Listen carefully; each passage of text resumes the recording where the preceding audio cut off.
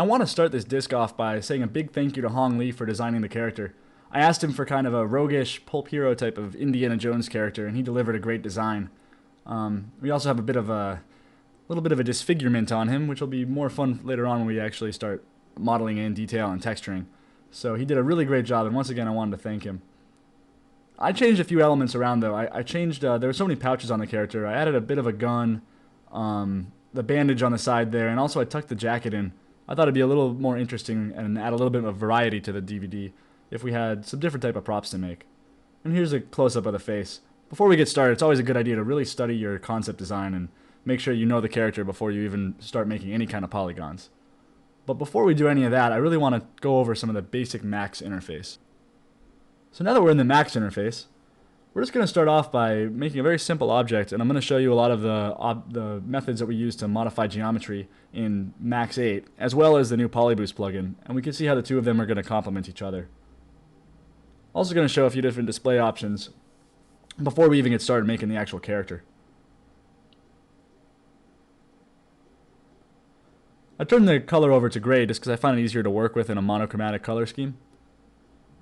And then under the viewport configuration, I just wanted to show that you have the display selected with edge faces and your different rendering levels. The display selected with edge faces is really handy when you start having high-res geometry, and your viewport might slow down when you have all the edges being shown at the same time. So you can turn that on and make sure just the object that you have selected and are working with is showing its edges. And then lastly, I want to show the display options you have for objects. So if we scroll down here, you'll see we have the backface culling, which if we go to this side of the object, you can see you can't see what the face is actually doing, which can be a bit of a trouble when you are doing something like clothing or the inside of a mouth of a character, and you can't want to make sure that nothing is interpenetrating.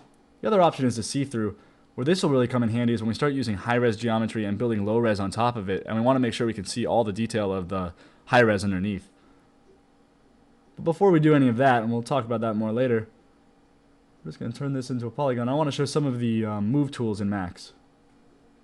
So by default, Max likes to use a world space, XYZ, which looks at the grid, which is just fine and dandy, but I like to use the screen mode usually when I'm modifying geometry, especially when I'm building objects, because it looks at your viewport and where you are in it, and wherever you move the mouse basically is where it's going to move this. So you just, by rotating the camera and moving things, you can make sure that it's going exactly where you want it instead of kind of being constrained to one path. And to turn that on, you go into screen mode, and then click the box in between the X and Y and hit X, which will lock it into professional move mode, and make sure that everything that you do is locked to that movement. So next time that you click on a vert or a face or an edge, it'll move along into the screen mode instead of thinking you may only want to move in X or only want to move in Y. So the other option we just did was by doing the drag edges tool, which is a way of just adding more geometry, basically taking a polygon or an open edge anywhere and clicking on it and then dragging that edge across the screen adds another polygon and another polygon and another. So you can do a lot of really nice flow of your character instead of having to do a box modeling where you're kind of cutting into geometry and moving all those points to a point where you like it. You're actually really creating every vert and every face exactly where you want it in a screen.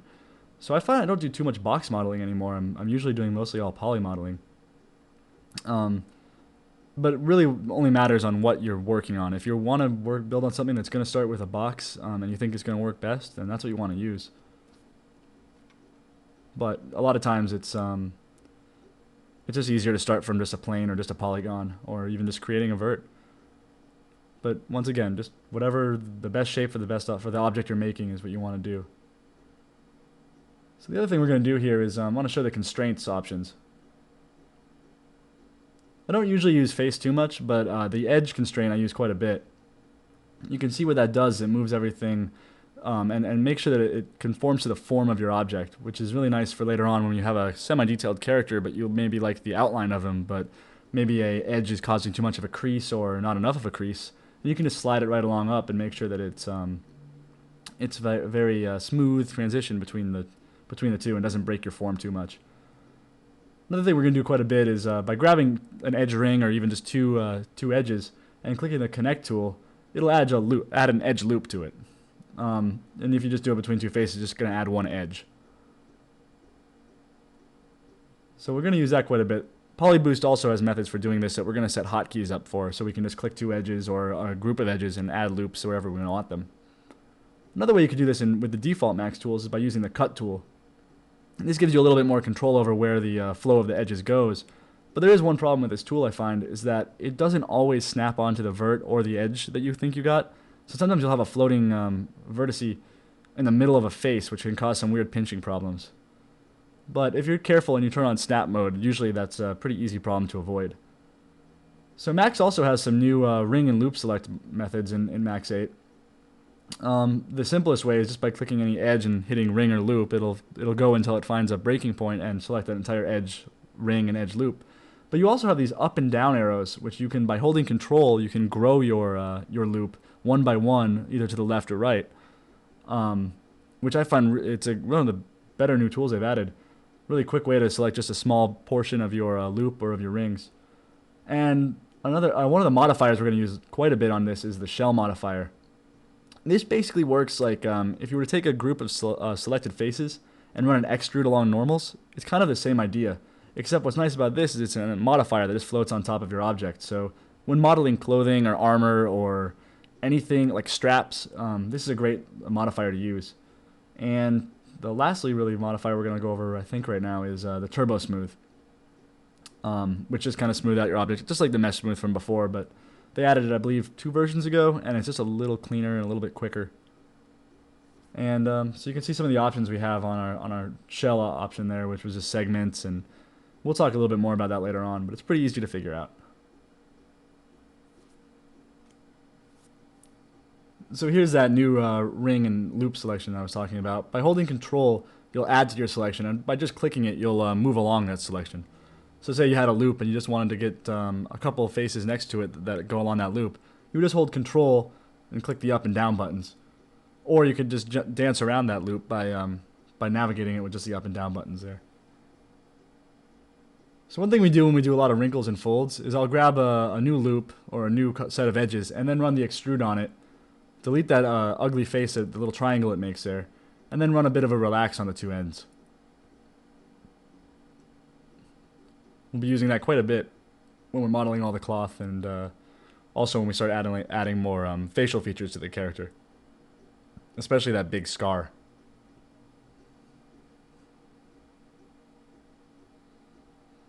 So I'm just going to relax this up a whole bunch. And you can see here, anywhere you have that little dialog box, you can go into options for any of the tools. And a lot of the tools have these, and some of the options are very helpful.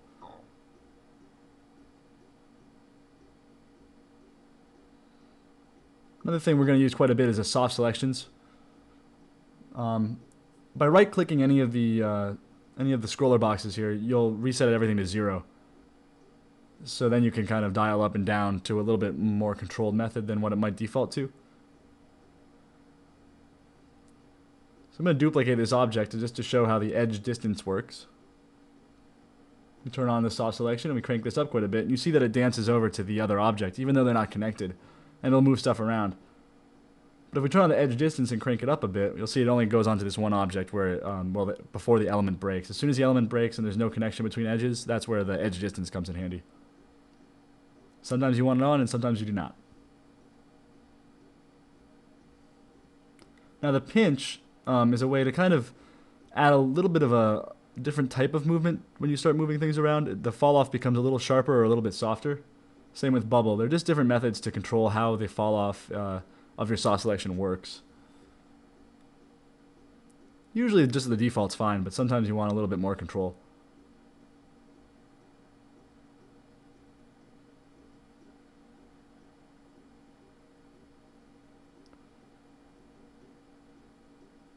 So another option we're going to use quite a bit is the detach and attach objects, where you'll just say you have I believe when we start working on the jacket, we'll want to break some parts off to work on. So we just grab the element and then hit the detach button, and when we're finished with it, we can just attach it really quickly by using the attach option. And if you use the dialog box next to it, you'll be able to look at a whole list of your different objects and click it that way. Otherwise, you can just click it right in the viewport. Some other nice features are like the make planner, which will just kind of flatten everything to your viewport, or X, Y, and Z if you want. But those are just the basic Max tools we're going to be using. Now I want to show you some of the polyboost stuff. So what you would do in here is to take the demo from the CD, you want to put it all in your scripts folder.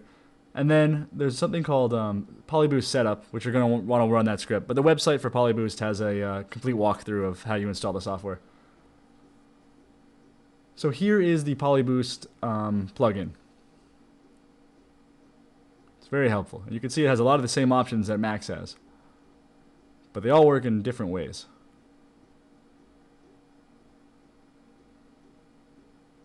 So we're going to use a box for this one just to demonstrate some of the new features on this. And he's updating the software constantly, so it's always a good idea to go to the website and see what he's done next. So right there you see I just clicked the ring and then hit the insert loop button under modeling. So under selection you have ring. And I'm going to set up some key commands for this because this is something we're going to do quite often. So make something that's really easy for you to click without moving your hand around too much. I like to use Control 1 and Control 2 for my ring and loop select. And then Control Shift 1 is to insert a ring, and Control Shift 2 is for inserting a loop, I believe. But whatever you find comfortable. I guess Shift Control 1 is actually to remove the loop I have set up. But whatever you find comfortable, and I just like that because I don't have to look. My hand kind of rests in that position naturally.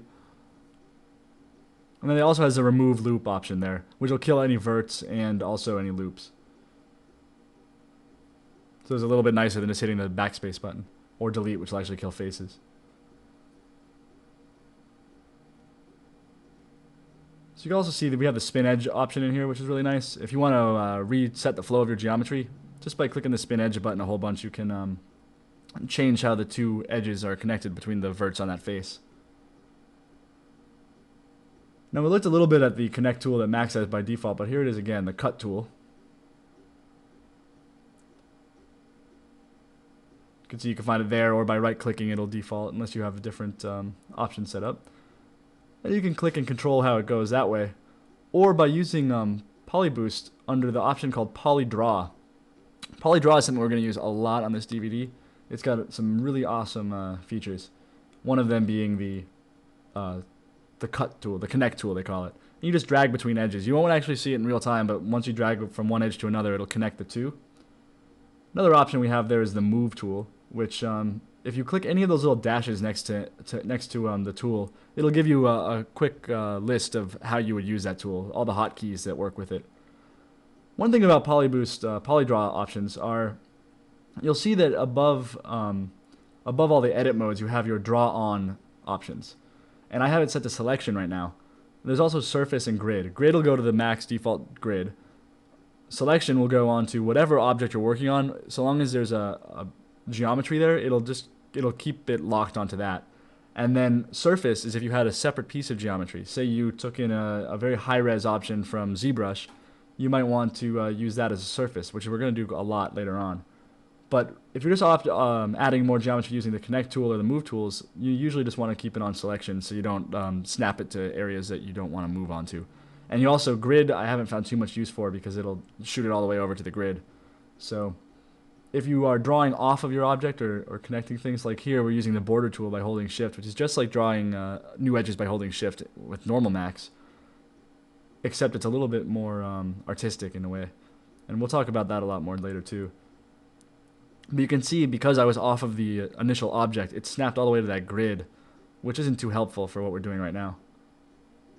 But later on, that'll be very helpful.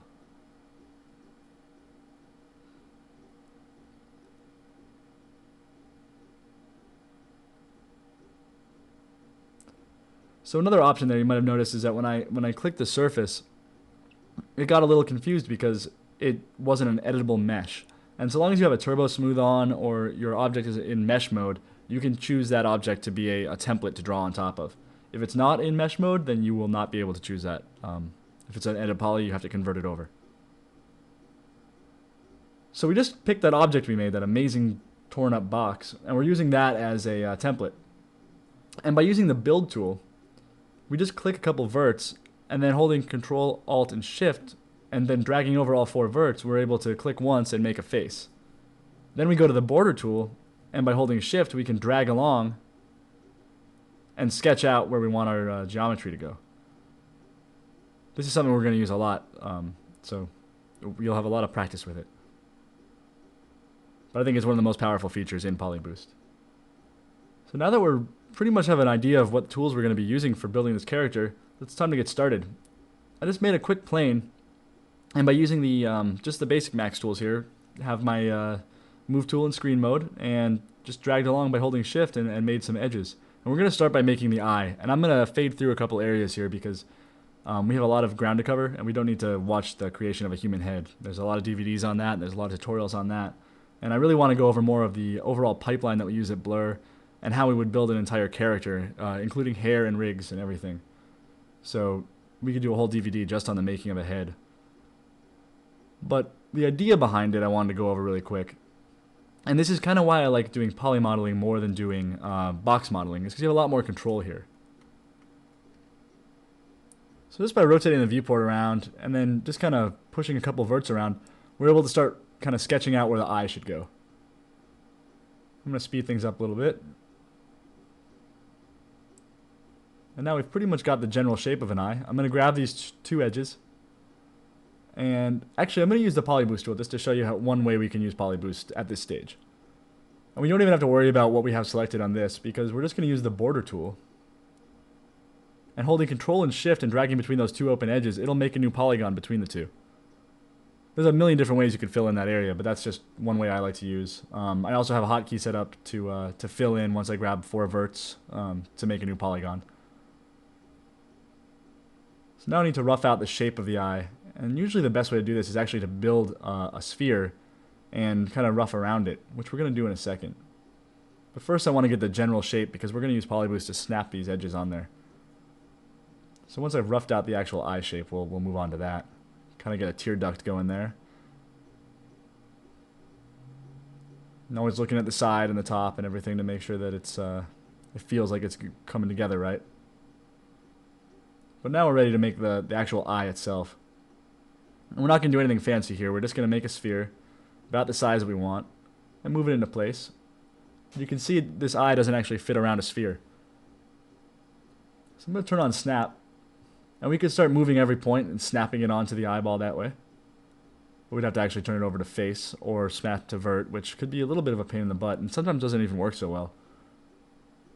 But by using PolyBoost, it's a little bit simpler. So we're going to go to Pick on Surface, turn this into an edible mesh because right now it's just a sphere, and select the eye here.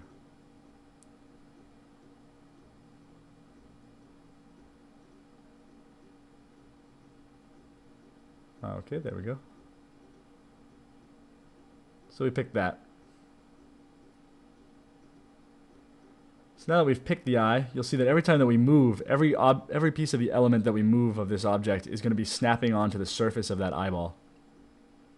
So I'm just moving verts at this point, but it'll work with faces too.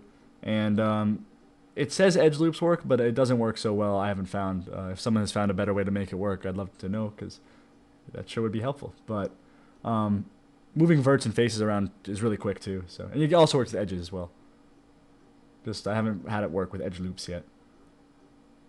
So now that we've gotten the basic eye line, we can kind of move these points around to get a little bit more of that eye shape that we want.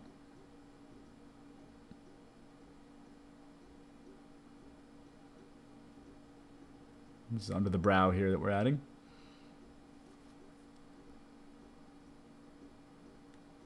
And then we can grab the whole element and move it if we need to. And we don't need that eyeball really too much right now, so. At this stage of the game, you're really just kind of roughing out the form of your character. And what you really want to focus on is the actual edge flow, how this is working, how everything kind of goes together. If you have a clean mesh to work with, it'll make your life just so much easier in everything from doing UVs to animating to just adding more geometry later on. Like when we add the scar to this guy's face, having this nice clean geometry makes cleaning up it a lot easier.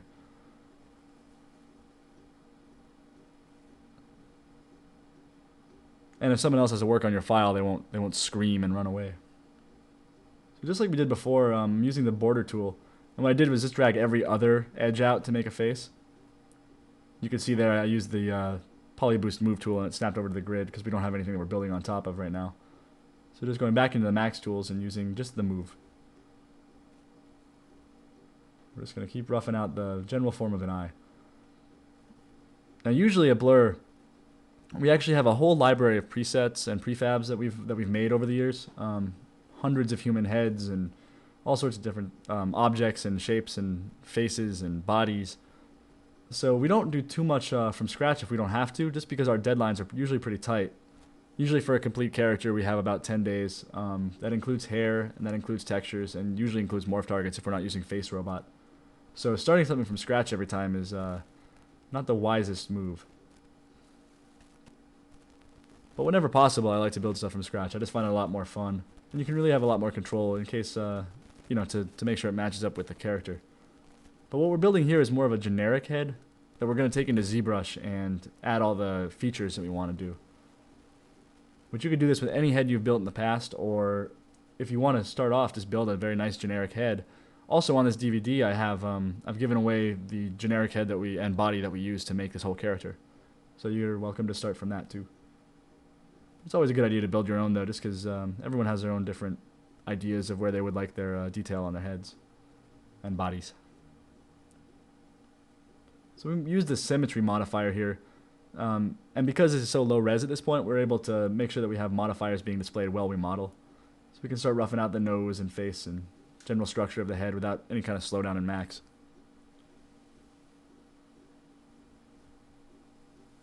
So building the nose here, I'm going to start building the bridge of the nose. And always checking in left, right, and any perspective mode that you have. One thing you'll notice, I'm always working in orthographic modes. In Max, working in perspective is not a good idea. Just moving, I think, just moving around geometry in that mode is very unpredictable. So just working in the orthographic mode makes things a lot more predictable and easy to deal with.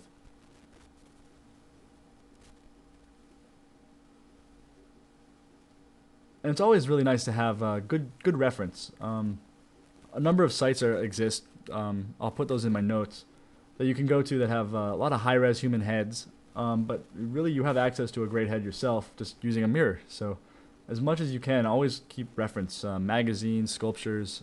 I like looking at sculptures a lot because you don't have the texture detail or surface detail that you might get in a photograph, or usually you don't have the crazy lighting because they're trying to show off a little bit more of the sculpture itself.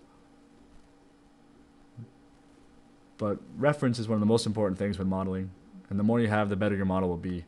A lot of parts that we build on this character won't actually have reference. We're just going to kind of wing it, and I think it kind of shows the areas that we actually were using real reference and the areas that we weren't.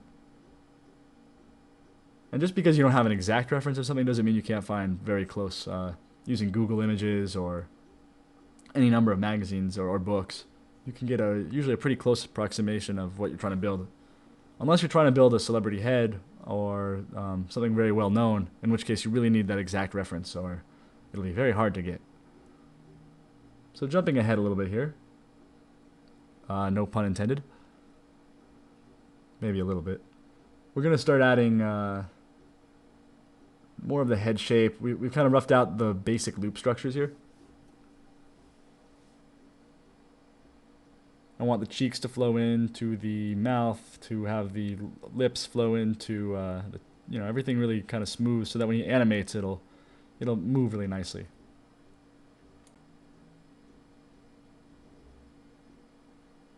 And then using PolyDraw whenever we want. You don't necessarily have to use it at all times.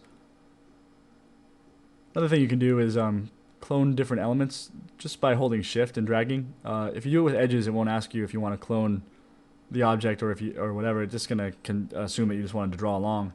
But if you use it on verts or on faces, it'll think maybe you want to break it off to its own object or to an element. Kind of wish there was a way to turn that off.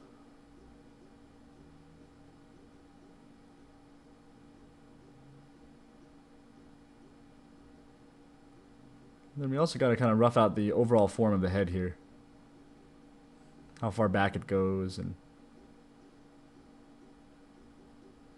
a good way to do that sometimes is if you don't have concept art drawn or you don't want to deal with it, you can just use the generic line tool and kind of sketch out where you might want stuff to go. This head's a little bit long right now, but it's okay. I just wanted to kind of see where I'm going. So we're going to jump ahead a little bit more. We've roughed in the skull, and we've had a little bit more detail in the cheeks. Now we're going to start building the temples. And here I'm going to use the Target Weld tool. Target Weld will work on open edges and any verts, and you can snap it to another vert that's floating, that doesn't have a whole polygon around it.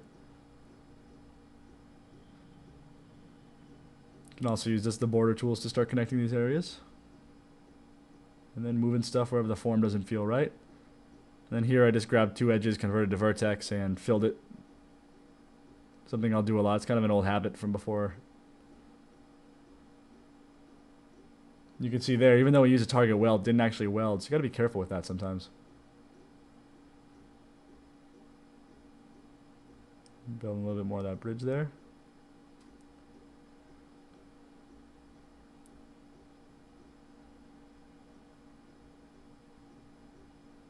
Have some floating areas here. So you can see we didn't exactly follow along with where the head goes, with where that line sketch I drew, but it gave us an idea while we were modeling instead of just kind of eyeballing it. Either way is fine though.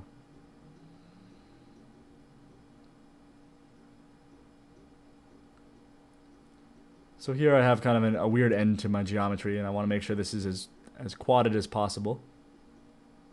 So there we go. We got, right now it's all quads. And then under the modeling options in Polyboost, you have a thing called smooth, hard, or 30 degrees, and it'll actually smooth and harden things at that angle. But usually you just want everything smooth unless you're doing something that needs, that might have a hard edge later on that you haven't modeled in. It's never a good idea to just use hard edges and smooth by that unless you're not going to see it too close, because a beveled edge on something hard will have a nicer highlight when the light hits it. So you don't want to just use face angle smoothing on stuff if it's going to be pretty close to the camera. So we got most of the head roughed in now. We are still missing the ears and whatnot, so I'm just going to jump ahead to when that was built. So here's pretty much the whole head. He's got pretty smooth geometry going all the way around. This is something we could take into ZBrush at this point and add all the detail that we wanted to and really kind of rough in the form and then bring it back into Max. It still has enough to hold kind of its form if we were to take it back and forth, but not too much to be overly detailed. You see here we have the loop tools open, and I'm inserting loops and then using the set flow. And what set flow does is it looks at your loop that you added and then figures out how that would actually be affected by subdivision. And it makes sure that it pushes everything out so your shape never really gets too deformed. And there we're just using the connect tool to add a little bit more detail to the nose.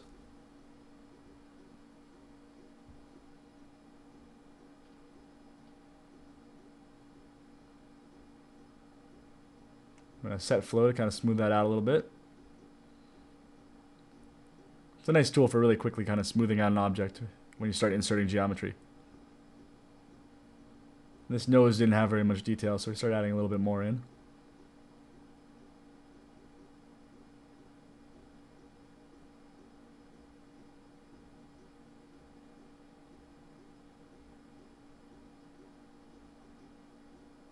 And here I'm trying to keep everything as much in quads as possible. And really at this stage, everything should be in quads. There's no reason for it not to be. Unless you're going to work on an area later on, and then you can just leave it open, but make sure you don't forget it. So there's most of the head. We got it roughed in. You can see there's some really weird areas. It looks like a mannequin head right now. It's got kind of that sharp little nose and whatnot, but once we take it into ZBrush, we'll be able to smooth that out and add all the bone structure and meat and everything that we need to. But the most important thing here is that our edge loops are nice and smooth. So we'll just keep adjusting this stuff.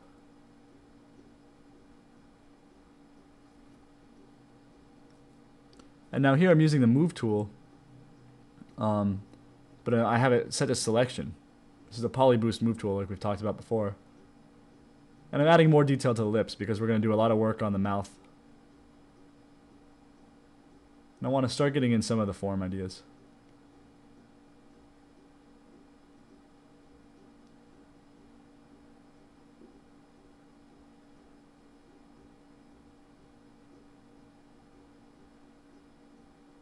And that nose is a little too pinchy, so I brought it out a little bit. You can see here it got very flattened by all the geometry we added.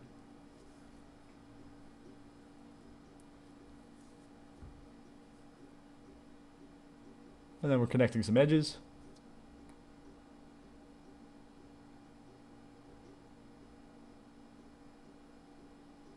And then here I'm moving along the local axis. And what that does is, I mentioned it earlier, where it looks at the local normal, the normal's local, the direction that the normal is pointing, and it'll move along that way. And it's different for faces and edges. And if you have a group of vertices selected when you move, it kind of bulges things out. It kind of inflates the area, which really is nice for adding kind of a fleshy look to things, or just inflating in general. Much quicker than trying to move every point by itself. You have to be careful when doing that you don't overlap your geometry, though. So we're going to start building the body here, but we're only going to go a short ways, and then I'm going to load in one of the bodies I've already built. And I'm going to show you some of the cleanup methods we can use to make sure that we can use different pieces from different objects really quickly and piece together a character. So just dragging down every other edge once again, and then connecting using the border.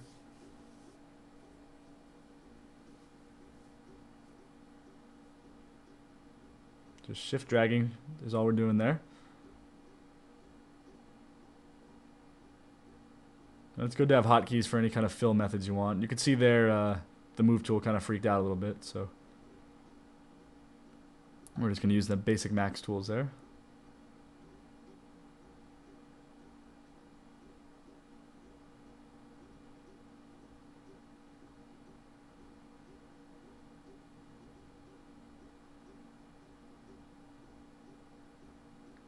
Then we gotta start building some of the muscle detail, but we're not gonna go too crazy with this right now. We're gonna jump ahead pretty soon.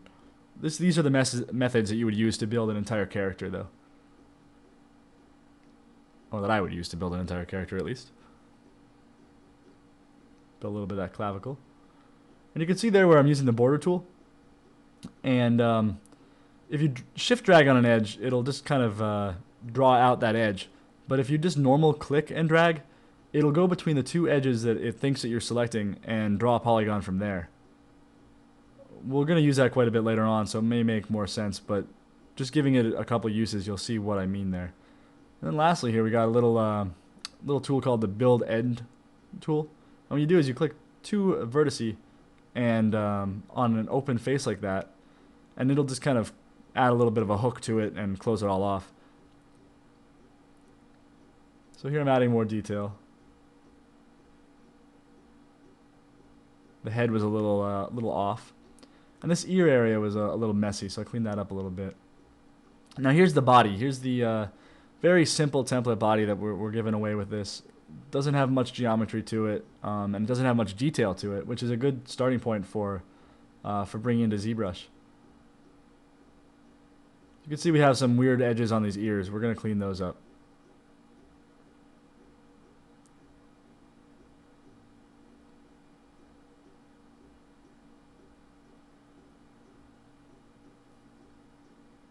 Using the connect tool,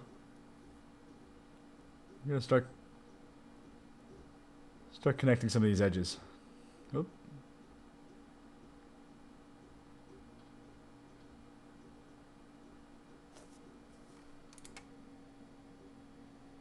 So once again in here, we just want to make everything as close to quads as possible, or at very least triangles. We don't want to have any giant n-gons, these five-sided faces anywhere, if possible.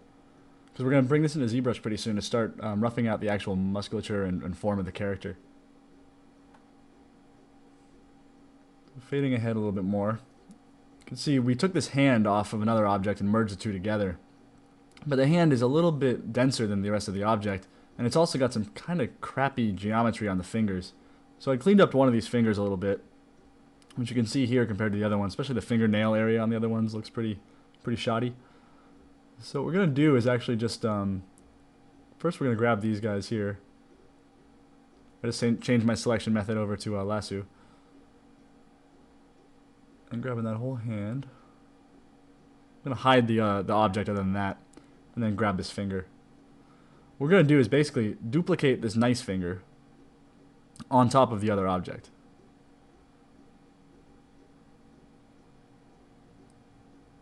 And then just kind of scale it so it all keeps the right distance between all the hands and whatnot. You can see the under the finger on the other three fingers looks a little bit rough too. So sometimes when you bring in an old object, you might realize that your methods have gotten better, or you've just learned some new tricks, and you want to make sure that you salvage as much as can work as possible, and get rid of the stuff that's just no longer workable. And for scaling this stuff, we could use FFDs, or we could just move it into place. But for this sake, we're just going to move it into place and use soft selection a little bit. And using the soft selection with edge distance, make sure we're not affecting the hand underneath as well. Then, to grab those fingers, I just did a selection around the whole thing. And then by element, and then hid the hand. Hid the fingers, and then deleted those fingers once they were out of the way. Now I can just rotate these and make sure that they're actually matching up. And get rid of some of the weird geometry even the other finger had.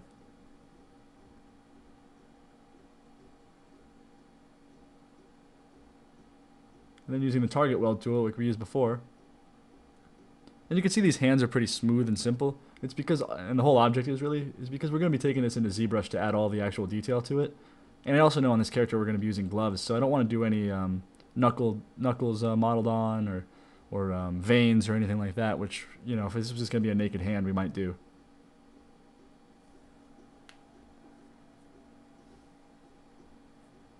You can see these aren't matching up exactly right now, so we're going to have to end these at some point. So we're just going to terminate them over there where the knuckle would be, and then clean up that geometry too.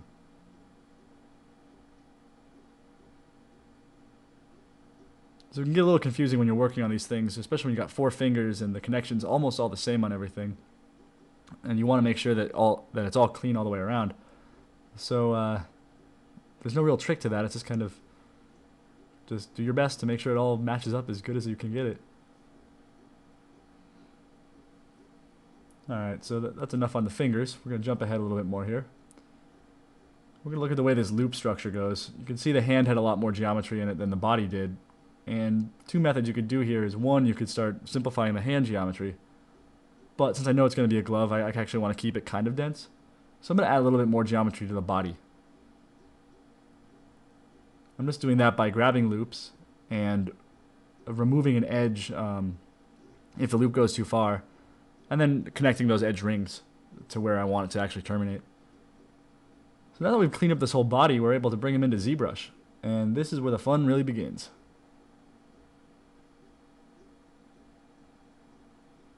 So we're going to be doing this quite a bit by working on the object a little bit, jumping into ZBrush to add more detail, and then bringing it back to Max to work on the rest.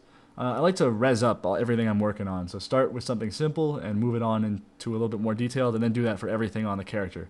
And then just add a little bit more detail, and then, you know, do this for every object and everything that makes the character complete. So I'm hiding everything but the head. I want to just work on the head right now. You do that by holding Control-Shift and dragging the mouse across. And letting go of Shift to go into negative to remove some edges or faces. And then I group that head just so that I have a quick selection on the two. And by Control-Shift clicking, I'm able to hide the area or unhide the area that I want to work on.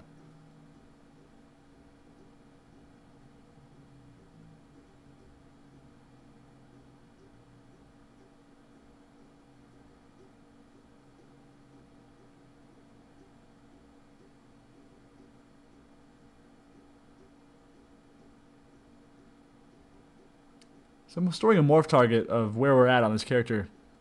Whenever I import new geometry, I always store a morph target. Usually for when I'm actually making a model, or for when I'm going to be making maps, because you want to make sure you have your original geometry in there. But also, it's sometimes nice to see what you've actually done to a character. And the other thing I did in there was I opened up the preferences and made sure that my multi-draw was on. Because I have a character that works, or a computer that works really well for multi-threaded applications, and ZBrush works really well with that. Then just checking the reference again to make sure that what I'm doing, to kind of get an idea of where I'm going to go. So I hit everything but the head by Control-Shift clicking it. And then I set the pivot on the head once I framed it, so that I can work on the head without getting some weird rotations. Before I export them again, though, I want to make sure that I reset the pivot back to where it originally was. Especially if you're using ZBrush to make morph targets, you want to make sure that you reset the pivot. So once again, we're going to look at the head. We might play with the scar a little bit now, but really we're not going to worry about it too much. We're just going to work on the symmetrical version of this head.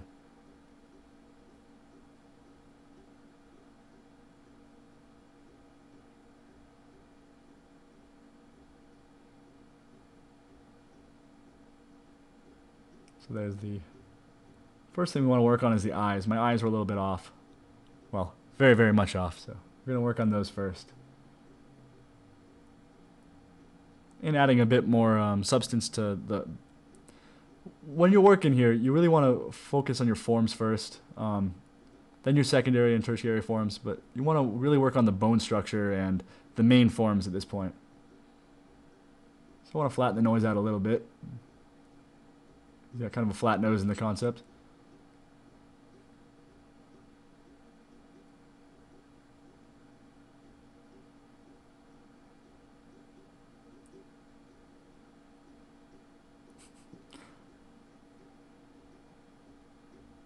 Just adding a little bit more detail there.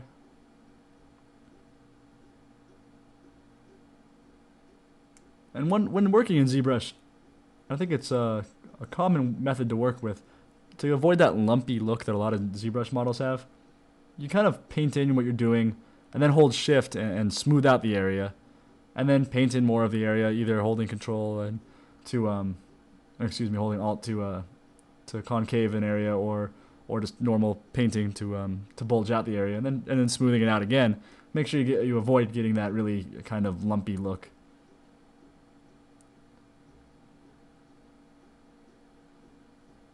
I jump between a lot of applications, so sometimes I get my hotkeys mixed up. So here I'm just painting in. He's got kind of a hollowed out cheek structure. I want to make sure I keep that.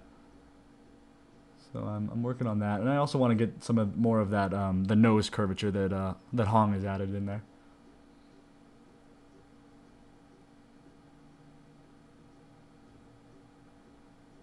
You can see the overall form of the head really isn't correct right now, so we're gonna have to work on that quite a bit.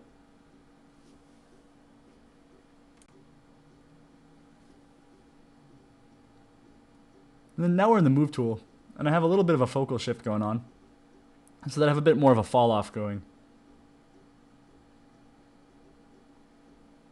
And smoothing out areas, and at this point just working on the main forms of the face.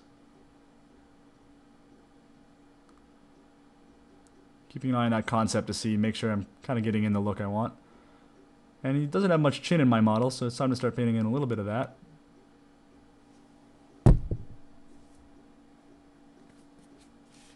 And smooth out those areas where they get a little too harsh.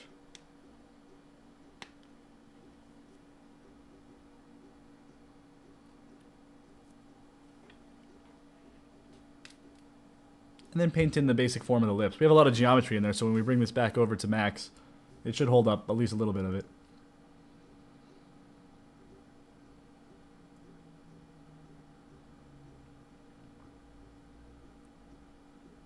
Now, if we were doing this at Blur, a lot of times we'd start off with just working on the head before we even model the rest of the detail and get the head textured and everything, and then send it to the client for approval while we worked on the rest of the body.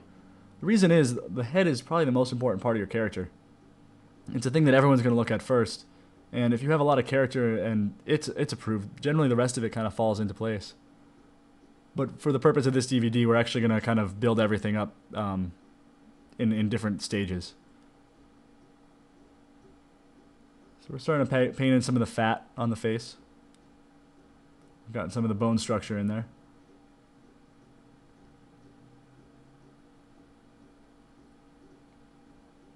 Adding a little bit more form under the cheeks and upper lip. And by right-clicking in ZBrush, you can bring up pretty much every option you're going to use. One thing about ZBrush that I think a lot of people get intimidated by is the strange interface. But really, for modeling purposes, everything is at one button. You just right-click on your draw tool, and you can see just about everything you want to use. Your draw size is there, your focal shift, and your intensity. And then when you're in Projection Master, that's a very almost the same thing. You just right click and you have all your options again. And we'll deal with Projection Master more in the next disc. I don't think we use it too much in this disc. So once again, looking at both the front and side. ZBrush for the PC right now doesn't go into perspective mode, so something to keep in mind is your face is actually in orthographic and is a little distorted. Also be nice if they added a way to import your background images. We're using ACDC here, which you can load images and it'll always stay on top. Any image browsing program pretty much will do that. So I have a dual monitor system at home, and that way I'm able to keep my reference up at all times on one side of the monitor. So it's a good investment.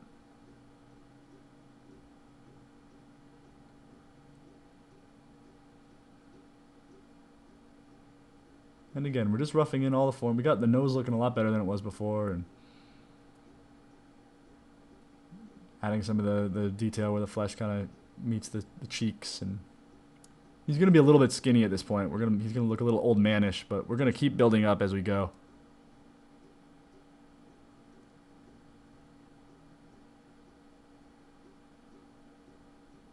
And I'm even going to paint in a little bit of the hairline. This isn't really so much for something that you would use in texturing or anything. It's more just kind of for your own purposes to see where you're going with the character. Hair really makes a big impact on how a character looks. So it's important to keep in mind all of these things while you're working. And though we're not going to really do too much with the scar now, I'm just going to paint it in kind of quick.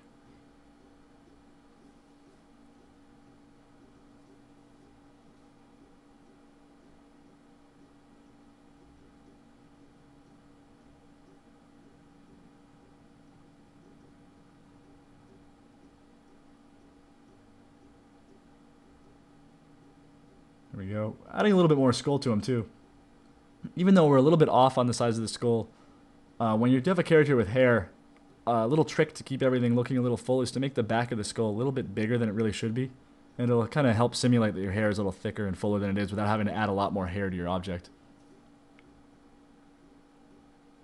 I'm going to work on the body a little bit. He's a lot beefier than the guy I have now, so I have my tool set to inflate. And I'm just kind of painting around the whole object with a large brush to just push all the verts along the normals. Kind of add a little bit of thickness to it. Those hands got really skinny too, so we're going to do the same thing there. Hands look a little crappy right now, I have to say. But it's okay, because we're going to build gloves for this guy. So I don't want to spend too much time on the hands, but I do want to get the basic form in place.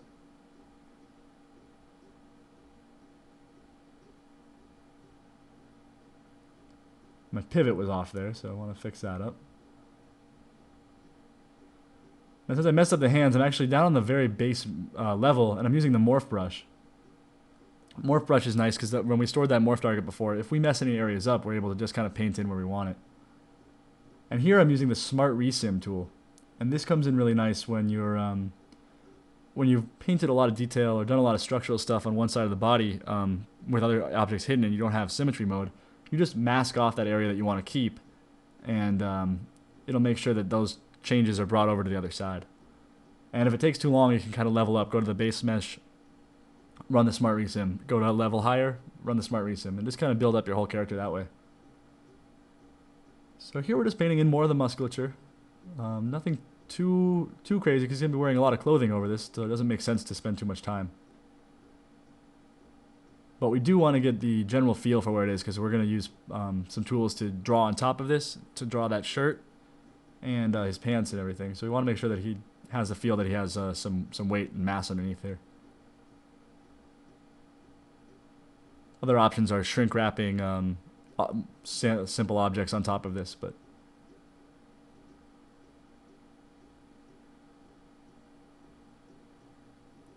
I'm also looking at it from different angles to see if everything looks okay. Painting in some of that clavicle. That's one area we want to focus on because that is actually going to be displayed. His undershirt doesn't cover up most his clavicle down to the top of the chest. And there's some nipples for the fun of nipples. Everyone likes nipples.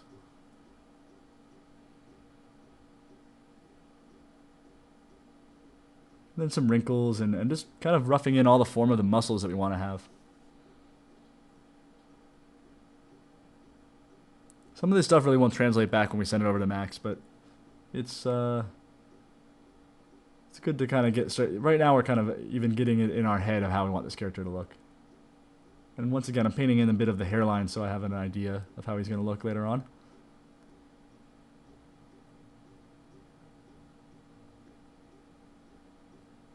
And then smoothing it out. What I'm doing there is just kind of pushing the area out and then smoothing along one side of it to keep kind of a sharp edge on one side and then smooth along the rest.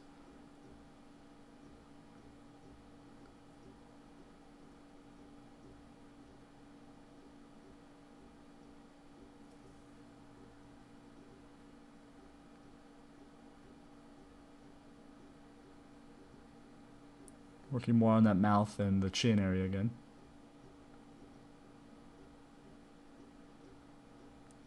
It's all subtle little edits at this point. A little cleft in the chin. He is a hero after all.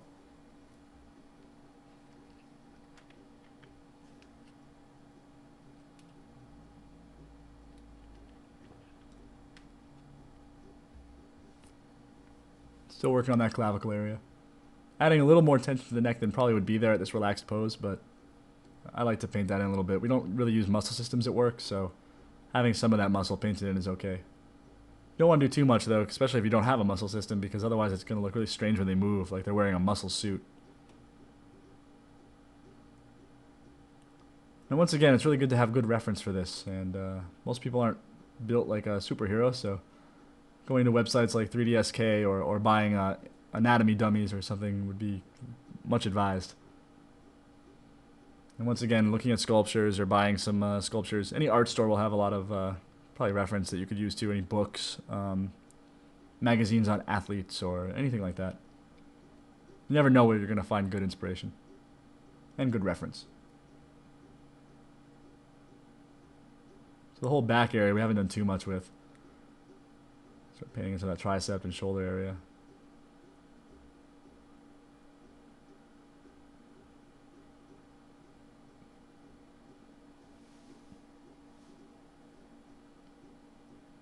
And I'm painting some pretty big edits here and then smoothing it out.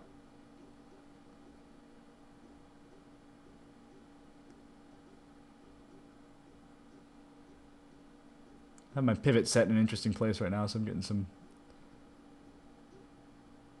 bulging happening in some areas I don't want, but it's okay.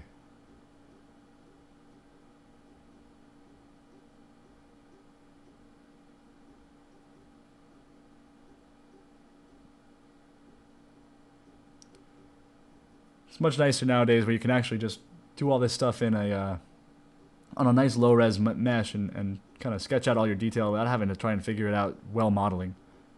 It's much more artistic and enjoyable.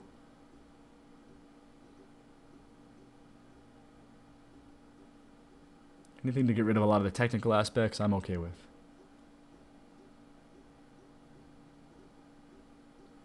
It's funny how ZBrush just came out a short while ago, but it's pretty much changed the whole industry.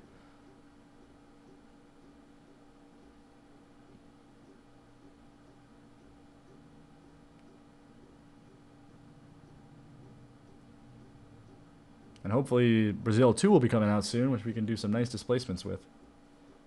But until then, we still have to polymodel a lot of stuff at work.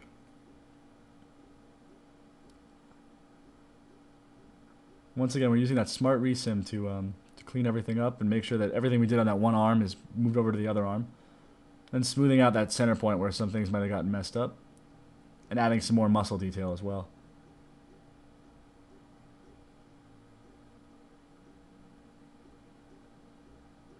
We still haven't touched on the back too much, so it's time to do a little bit on there. But overall, he's got most of his muscles in place. I have a pretty good idea of his form, and we've definitely worked mostly on the clavicle and using that move tool to kind of adjust some of those areas that we might not have gotten right the first time.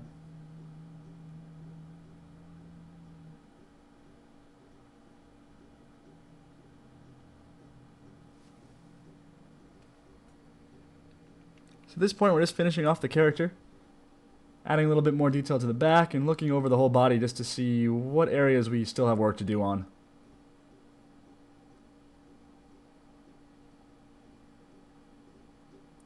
So really just to kind of recap on what we did in this, we looked at the max tools and the polyboost tools you can use to create a character from scratch, and also how to use existing models and clean them up so that you can kind of patchwork your characters together. And then we roughed in a lot of the form in ZBrush so that we can jump into the next chapter where we're going to build clothing. And remember we stored that morph target, we can kind of look at what we've actually done on this character. Go back to the lowest res, and we made him just dense enough that we're able to export him from ZBrush and retain a lot of that musculature and shape that we actually painted in here without exporting a high res. We can keep it as a low res model. So with that, we'll just move on to the next chapter, which is building clothing and props.